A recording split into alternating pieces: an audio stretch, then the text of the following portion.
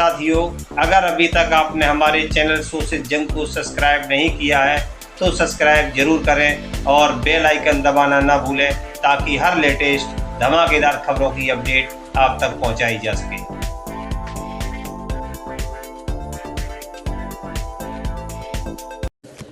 18वीं लोकसभा के निर्वाचन के बाद और इस नए संसद भवन के बनने के बाद आज मैं पहली बार बोलने के लिए खड़ा हुआ हूँ।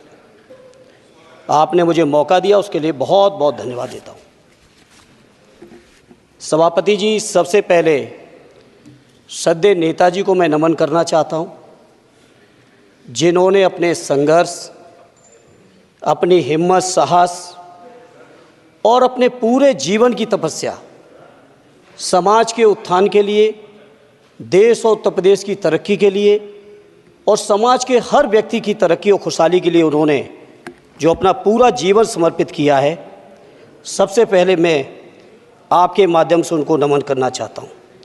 माननीय सभापति महोदय, श्रद्धेय नेताजी ने हम लोगों को अपने समाजवादी विरासत में इंसाफ और इंसानियत, न्याय और हक की लड़ाई करना सिखाया है और उस लड़ाई को हम लोग बखूबी अपने नेता आदरणीय अखिलेश यादव जी के नेतृत्व में शानदार तरीके से उस विरासत को न केवल लड़ रहे हैं बल्कि नेताजी के हर सपने को पूरा करने तक हम लोग चुप बैठने वाले नहीं हैं। सभापति महोदय, बजट एक व्यापक विषय है और जब इस विषय के बारे में सोचते हैं तो समझ में नहीं आ रहा कि कहाँ से शुरू करें, क्योंकि देश में आज कोई वर्ग नहीं बचा है।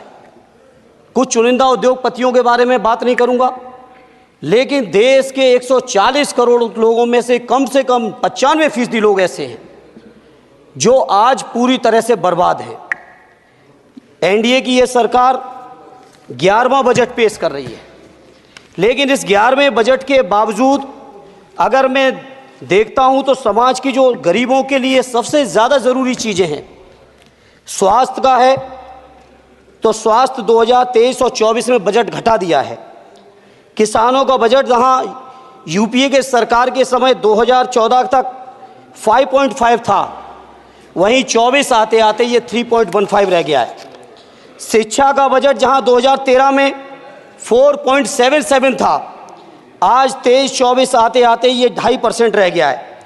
इसी तरह से जितनी भी ज़रूरी चीज़ें हैं, सभापति महोदय, मुझे कहने में कोई संकोच नहीं, ये जो बीजेपी की एनडीए की सरकार है, ये सरकार पूरी तरह से गरीब विरोधी, किसान विरोधी, नौजवान विरोधी, बुनकर विरोधी, छात्र विरोधी, दलित विरोधी, पिछड़ा विरोधी, मजदूर विरोधी, जितनी भी अगर उपाधियां दी जाएंगी सभापति महोदय वो कम हैं। और मैं कोई राजनीतिक भाषण नहीं दे रहा हूं, मैं उदाहरण सहित आपको जब नंबर आए तो बोल देना, और हमें पता है आपका नंबर भी नहीं आएगा आपकी पार्टी में, ये भी पता है हमें। सभापति महोदय, श्रद्धेय नेताजी ने हमेशा कहा है कि चुनाव में या जनता के बीच किया हुआ वादा अगर आप पूरा नहीं करते हैं तो वो भी एक सबसे बड़ा भ्रष्टाचार है, और उस भ्रष्टाचार में अगर किसी ने वर्ल्ड रिकॉर्ड बनाया है तो बीजेपी की और एनडीए की सरकार ने बनाया है। सभापति महोदय, 2014 के चुनाव के समय प्रधानमंत्री जी ने वादे किए कि 2 करोड़ रोजगार हर साल मिलेंगे। स्वामीनाथन जी, जिनको भारत रत्न दिया है, सरकार को मैं धन्यवाद देता हूं, लेकिन वो धन्यवाद अधूरा है जब तक उनकी सिफारिशों को नहीं मानते हो। 2007-8 से लगातार मांग चल रही है देश में कि स्वामीनाथन जी की जो सिफारिश है किसानों को 1.5 गुना समर्थन मूल्य देने का, एमएसपी की गारंटी देने का, कानूनी हक और अधिकार देने का, उस गारंटी को आज तक नहीं माना, आज तक नहीं माना, आज तक नहीं माना। स्वामीनाथन जी को आज तक नहीं माना। अध्यक्ष जी, डिस्टर्ब ना करिए। सभापति महोदय, मेरा टाइम इसमें काउंट नहीं होगा।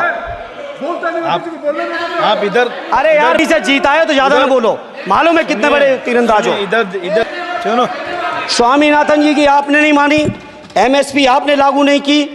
कितनी बढ़िया बातें कि खाद पे हम सब्सिडी बढ़ा रहे हैं, पहले 50 किलो को 45 किलो, फिर 45 किलो को 40 किलो, और मुझे लगता है कि एक तीसरा कार्यकाल पूरे होते होते केवल 10 ही किलो बचेगा खाद के कट्टे में, इससे ज़्यादा नहीं बचेगा। मंडी एक नहीं बनाई, आत्महत्या इतनी कर रहे हैं किसान। और किसान अगर अपनी एमएसपी की मांग करते हैं, हजारों किसान यहीं दिल्ली की सीमा पर मारे जाते हैं, और आप सोचते हो कि आपकी बात को कोई समझेगा नहीं। सभापति महोदय, नौजवानों को कितना गुमराह किया गया। नौजवानों से कह दिया गया हर साल 2 करोड़ रोजगार। मैं आज सवाल पूछता हूं अपने नौजवानों की ओर से, बताएं भारतीय जनता पार्टी के लोग, सरकार में बैठे लोग, 10 साल आपने राज कर लिया है, आखिर 20 करोड़ नौजवानों को रोजगार कहां है? अरे छोड़िए यार, अबे कोई नोटिस नहीं लेता तुम्हें, छोड़ो कोई नोटिस नहीं लेगा तुम्हें। 20 करोड़ नौजवान के रोजगार का हिसाब कहां है? आज 11वें बजट में जब याद आई तो वो भी ट्रेनिंग की बात करते हो। मैं कहना चाहता हूं IIM, IIT के नौजवानों को रोजगार नहीं दे पा रहे हो। आप सोच रहे हो इंटर्नशिप के इस छोटे से शगुफे से नौजवान खुश होंगे? देश के नौजवान खुश होने वाले नहीं है। सभापति महोदय, शिक्षा के मसले पर लगातार बजट घटाया जा रहा है, लगातार सरकारी शिक्षा कम की जा रही है, और ये बीजेपी की सरकार की लगातार प्रयास है कि नौजवान शिक्षित होंगे तो सवाल पूछेंगे। देश की JNU से लेके BHU से लेके MU से लेके जितने बड़े संस्थान हैं, सारे संस्थानों को बर्बाद कर दिया है। एक भी दलित, एक भी पिछड़े, कहीं आपका वाइस चांसलर नहीं है।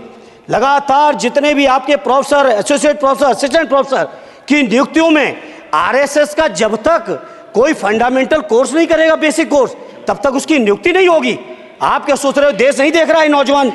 UGC का बजट लगातार कम किया जा रहा है। मेरा खुला आरोप है इस सरकार पर कि ये सरकार शिक्षा को प्राइवेट करके, शिक्षा को मुट्ठी भर उद्योगपतियों के हाथों में देके, शिक्षा को चुनिंदा लोगों के हाथ में देके, देश के 140 करोड़, जिसमें मैं समझता हूँ 90% लोग गरीब हैं, उन गरीबों के हाथों से शिक्षा को छीनने का ये जो आपकी सरकार षड्यंत्र कर रही है, इसके लिए हम लोग इस मौके पे विरोध करते हैं। लगातार फीस बढ़ा रहे हैं, शिक्षकों की कमी है, रोजगार आप दे नहीं पा रहे हो, सामाजिक असमानता। सभापति महोदय, 2014 में जिस समय सरकार बनी थी NDA की, उस समय देश की जितनी भी जो आर्थिक चीज़ें थी, जो वेल्थ थी, उसमें पिछड़ों की हैसियत 17% थी, 17%, 17। और आज 10 साल की NDA की सरकार के बाद पिछड़ों की आर्थिक हैसियत हो गई है केवल 9%। मैं कहना चाहता हूं चुनौती के साथ, वित्त मंत्री अपने जवाब में बता दें, अनुसूचित जनजाति का एक भी व्यक्ति देश में अरबपति हो तो बता दो, एक भी अरबपति हो तो बता दो, एक भी दलित को अरबपति आपने बना दिया हो तो बता दो, एक भी पिछड़े को बना दिया हो तो बता दो। आप जवाब में दे देना, आप डेटा दे देना, आप डेटा दे देना, हमारी दबाव नहीं रुकेगी। सभापति महोदय, जब बीजेपी की सरकार, जब बीजेपी के लोग विपक्ष में रहे तो OPS की बातें किए। 10 साल से आप सत्ता चला रहे हो, 11वां बजट पेश कर रहे हो, पूरा देश आज OPS के लिए सरकारी कर्मचारी परेशान है, कहीं OPS की चर्चा नहीं है, पुरानी पेंशन की कोई चर्चा नहीं है। सभापति महोदय, पुरानी पेंशन तो पुरानी पेंशन, हम मांग करते हैं, बहुत बड़े राष्ट्रभक्त आप बनते हो, मैं मांग करता हूं देश के पैरामिलिट्री फोर्सेस को आप पुरानी पेंशन दीजिए। मैं मांग करता हूं, आप राष्ट्रभक्त हैं ना, सीमा पे जो सुरक्षा कर रहे हैं, जो शहादत झेल रहे हैं, मेरी मांग है कि आप उनकी OPS दीजिए। वो आप OPS नहीं दे पाओगे। इसी तरह से सभापति महोदय, देश के अंदर बहुत से ऐसे संविदा कर्मचारी, एक से एक बढ़िया फार्मूला, अब कानूनन मंडल आयोग लागू हो गया तो कैसे पिछड़े दलितों को रोकें? तो संविदा कर्मी की प्राइवेट कंपनी, प्राइवेट आपने आउटसोर्सिंग कर दी। आउटसोर्सिंग के कारण से देश के सारे दलित, सारे पिछड़े, सारे आदिवासी आपकी सेवाओं से बाहर हो गए, उनके पास कोई कानूनी हक नहीं। तो ये जो आरक्षण को खत्म करने के तरह तरह के जो आप लोग षड्यंत्र अपना रहे हो, इस षड्यंत्रों को देश का जनमानस पूरी तरह से जान भी चुका है, पहचान भी चुका है, और इसीलिए उत्तर प्रदेश से तो आपको कर ही दिया है बाहर, देश से भी बाहर जल्दी करेंगे, और हमारे साथी मिलकर दूसरे प्रांतों से भी बाहर करेंगे।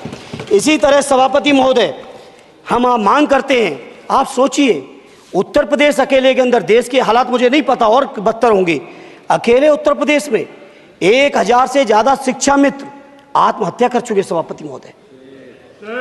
कोई सरकार के कान पे जू नहीं रेंग रही है। किसान आत्महत्या कर रहे हैं, इन्हें कोई मतलब नहीं। अनुदेशकों को तनख्वाह नहीं मिल रही है समय से, कोई मतलब नहीं। आंगनबाड़ी महिलाएं परेशान हैं, इनको कोई मतलब नहीं सभापति महोदय।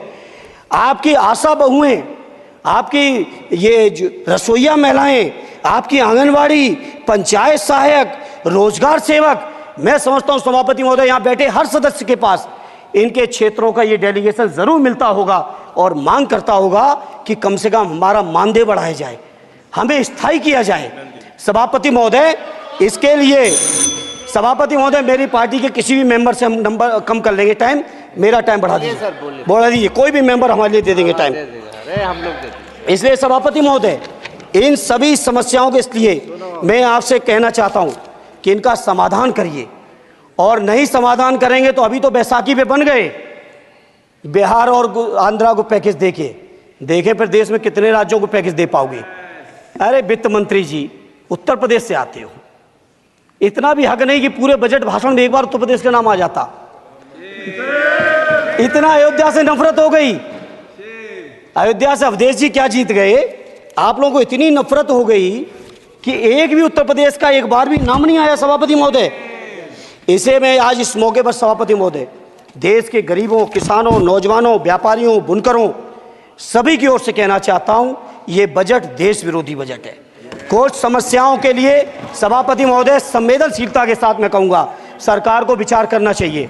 श्रद्धेय नेताजी जब रक्षा मंत्री थे, उन्होंने व्यवस्था दी थी कि देश के अंदर जो भी सैनिक शहीद हुए हैं उनको ससम्मान उनके घरों पे जाके राष्ट्रीय सम्मान के साथ उनकी अंत्येष्टि हो।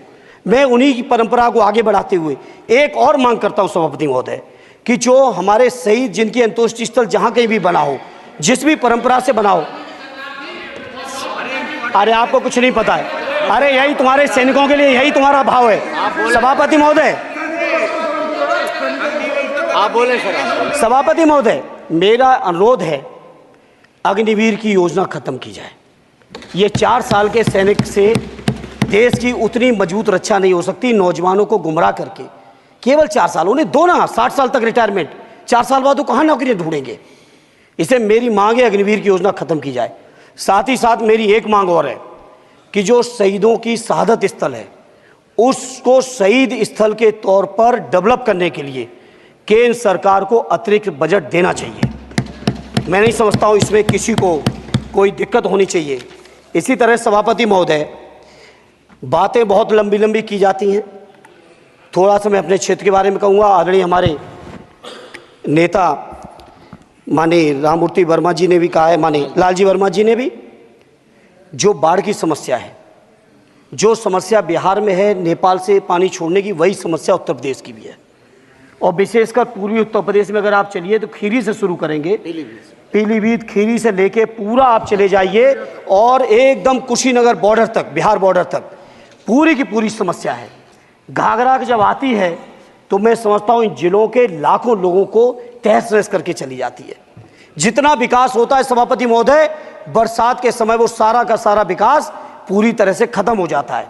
इसलिए मेरी मांग है केंद्र की सरकार से कि बजट आप पास कर रहे हो तो कम से कम उत्तर प्रदेश से इतनी नफरत ना करो। 2 बार तो उत्तर प्रदेश की दम पे ही बैठे थे और तब भी ये वित्त मंत्री जी हंस रहे हैं, इनके यहाँ भी आता है बाढ़ तो जाती होगी, महाराज बसता तो नहीं होगा, कुशीनगर बसता नहीं होगा, आपका मऊ बसता नहीं है, आजमगढ़ बसता नहीं, अम्बेडकर नगर बसता नहीं, बहराइच बसता नहीं, खीरी बसता नहीं, श्रावस्ती बसता नहीं, पीलीभीत बसता नहीं, बलिया बसता नहीं है, कुशीनगर बसता नहीं है, गोरखपुर बसता नहीं है। इतने जिले तो हमारे उत्तर प्रदेश के प्रभावित हैं। तो बिहार की तरह से एक विशेष पैकेज हमारे उत्तर प्रदेश के लिए भी दे दो। कम से कम इतना तो कहने की हिम्मत रखो, केवल चीखने के लिए बैठे हैं सबके सब। सभापति महोदय दूसरा एक मैं बात, हमसे पूर्व जो सांसद रहे हमारे आजमगढ़ के, बड़ी लंबी लंबी बातें की, गोरखपुर से आजमगढ़ होते हुए बनारस तक का हमने रेलवे लाइन स्वीकृत करा दिया। सभापति महोदय मैंने जब पता किया अधिकारियों से तो सच्चाई ये है कि अभी उस पर एक भी पैसे का बजट का आवंटन नहीं है, नहीं है बजट का आवंटन।